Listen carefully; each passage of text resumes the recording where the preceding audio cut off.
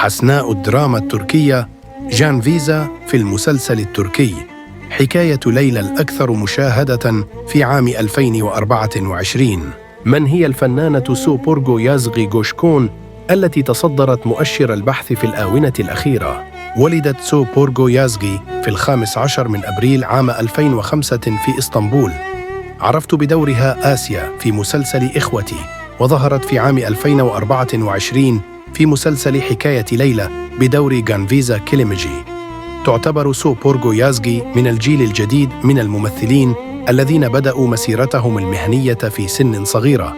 تتمتع سو بورغو بجمال طبيعي، ولديها قاعدة جماهيرية واسعة على وسائل التواصل الاجتماعي، حيث تتفاعل مع معجبيها من خلال نشر محتوى بشكل منتظم. بالإضافة إلى مسيرتها الفنية، فهي تواصل تعليمها بنجاح وتسعى لتحقيق التميز في حياتها المهنية والتعليمية. مسلسل حكاية ليلى الذي يتميز بأجواء ساحرة ومليئة بالحب والدراما والمؤامرات، قابلة للتحقق بين شخصيتين من عالمين مختلفين، وهما المحقق ماهر وابنة عشيرة يورك جانفيزا الفنانة سو بورغو.